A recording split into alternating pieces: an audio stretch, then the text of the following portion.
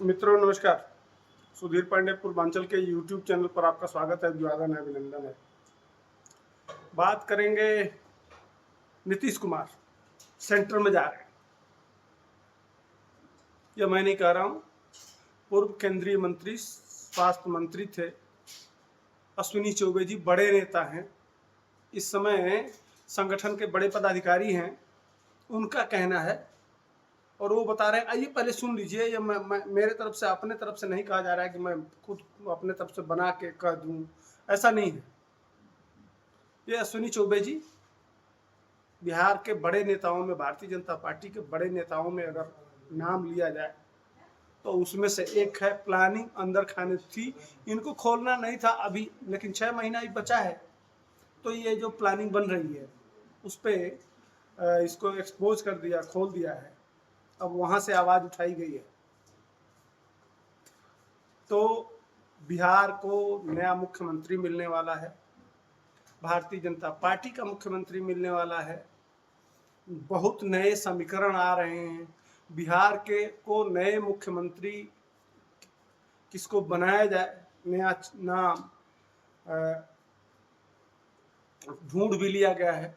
वो आपको आपके सामने आएगा, मैं अभी नहीं कह रहा हूँ, लेकिन बीजेपी का मुख्यमंत्री बनने वाला है। ये इसके पीछे का कारण क्या है, क्यों ऐसा सोच रहे हैं और क्यों ऐसा हो क्यों रहा है, आप सोच सकते हैं। तो पहले ये अश्विनी चौबे जी का आज तक पे चल रहा है बाइट, उसको थोड़ा सा आप सुन लीजिए 30 सेकंड का, और फिर इसका विश्लेषण करूंगा आखिर ऐसा क्यों है।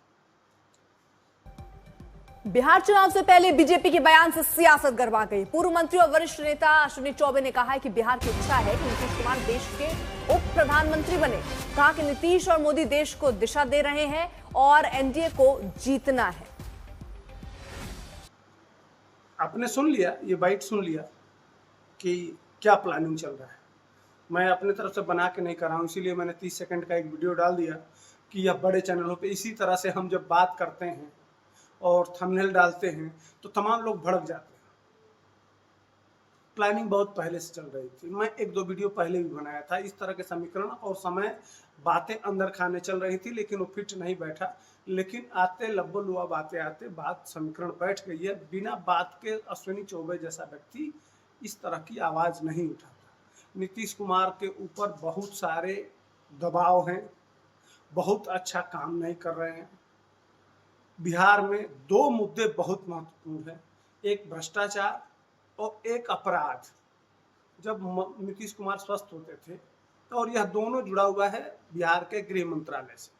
गृह मंत्रालय ही इसको कंट्रोल करेगा।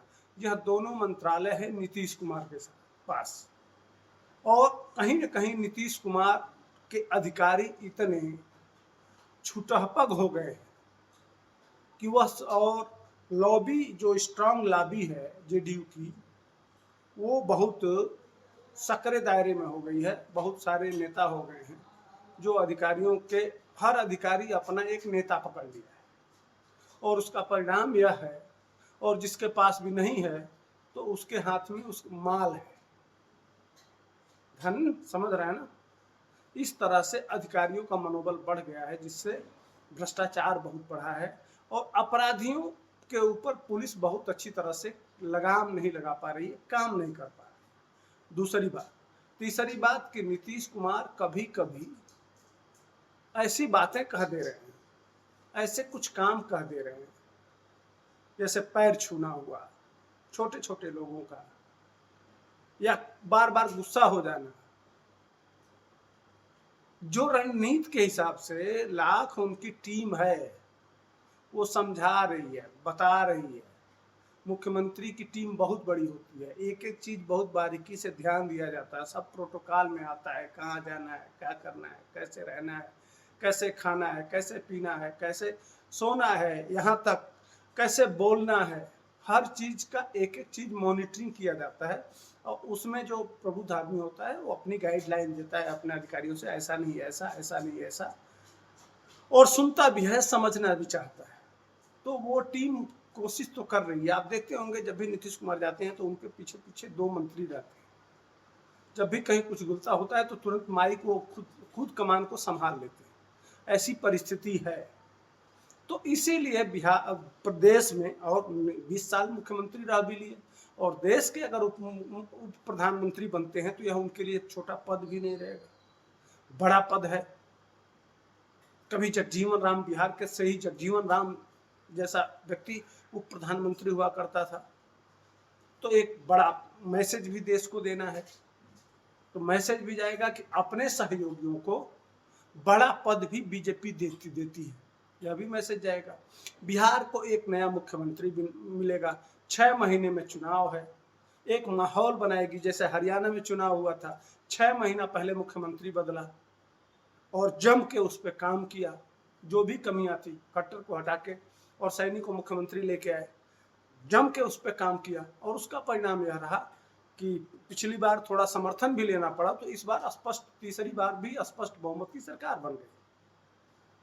तो ये सारे फायदे हैं जब नया मुख्यमंत्री आता है। लोग अभी टेस्ट करेंगे ना, और विपक्ष के पास विपक्ष मुद्दा विहीन हो जाता है, विपक्ष के पास कोई हथियार नहीं होता है, विपक्ष कुछ बोल नहीं पाता है। नीतीश कुमार के पास 20 साल में बोलने के लिए बहुत है, हालांकि नीतीश कुमार बहुत काम किए, विपक्ष के पास कहने के लिए कुछ नहीं है उसका अपना। वो ठीक है, नौकरी हमने दिया, ये किया, वो किया, आपको मौका नीतीश कुमार ने दिया, नेतृत्व नीतीश कुमार का था। बाकी इन शब्दों को, ये जो नीतीश कुमार के साथ काम किया गया है, इसके इतर लालू और राबड़ी के काम को कभी गिनाया नहीं जा सकता। वही झूठा प्रचार कि सामाजिक न्याय, हमको बोलने का अधिकार दिया, उसके पहले लोग बोलते ही नहीं थे, गूंगे थे बिहार में, इतना नक्सलाइट गोलियां चलाते थे, बोलते ही नहीं थे। अरे अधिकार तब कहा जाता जब आप मुख्यमंत्री बना दिए होते, बड़े बड़े पदों पे बिठा दिए होते, एक मौका भी मिला तो आप अपने बीबी को बना दिए। तो ये सामाजिक न्याय नहीं होता है कि अब आपके बेटा, आपकी बीबी, आपकी बच्चियां, ये सामाजिक न्याय नहीं है। नीतीश कुमार के पास कहने के लिए ईमानदार हैं, स्वच्छ छवि के हैं, वो उनके पास कहने के लिए बहुत कुछ है, उनके चरित्र से दर्शाता है। तो ये सारी बातें थी, इसको लेके सेंटर बहुत गहन मनन कर रहा है, चिंतन कर रहा है कि किसको मुख्यमंत्री बनाया जाए बिहार का। यह लगभग अंदर खाने जेडीयू और भाजपा में लगभग बातें बन चुकी हैं कि नीतीश कुमार को उप प्रधानमंत्री बनाया जाए और बिहार में भाजपा का मुख्यमंत्री बनाया जाए, ताकि बिहार को जीत के अब भाजपा का मुख्यमंत्री हो जाएगा तो लगभग 70% क्षेत्रफल में, 75% क्षेत्रफल में भाजपा का अपना हो जाएगा। और विरोधी अब बिहार और बंगाल अगर भारतीय जनता पार्टी जीत लेती है तो बीच में इत्तू सा झारखंड बचेगा। बाकी भाजपा का बहुत बड़ी टीम हो जाएगी, बहुत सफल हो जाएगी। वैसे भी देश जिस तरह से भाजपा लगातार 3 स्टेटों को जीती है, तो बिहार और बंगाल पे बहुत फोकस है। उसके बाद से साउथ की लड़ाई है। अब देखिए, बिहार, बंगाल और आसाम, यह तीनों एक लाइन से स्टेट हैं और तीनों जगहों पे चुनाव होना है। तो आसान है आसाम जीतना, सबसे टफ है बिहार और बंगाल। और नीतीश को एक एंटी इनकम्बेंसिंग हो जाती है, लगातार जो सत्ता में रहता है उसके खिलाफ जनता देखते देखते ऊब भी जाती है। और तीसरी चीज है कि जो शराबबंदी है, ये भी बहुत नुकसान करी है नीतीश कुमार को। बहुत सारे मुद्दे हैं, एक एक करके गिनाया जा सकता है। तो भारतीय जनता पार्टी के मुख्यमंत्री बनने जा रहे हैं और नीतीश कुमार सेंटर में जाएंगे। ये अब मैं नहीं कहा हूँ, ये बातें अब सेंटर के भाजपा के बड़े नेता कहने लगे हैं। तो ये विश्लेषण कैसा था, आप कमेंट सेक्शन में आइए और बताइए। फिर मिलेंगे अगले मोड़ तक, तब तक के लिए जय हिंद, वंदे मातरम।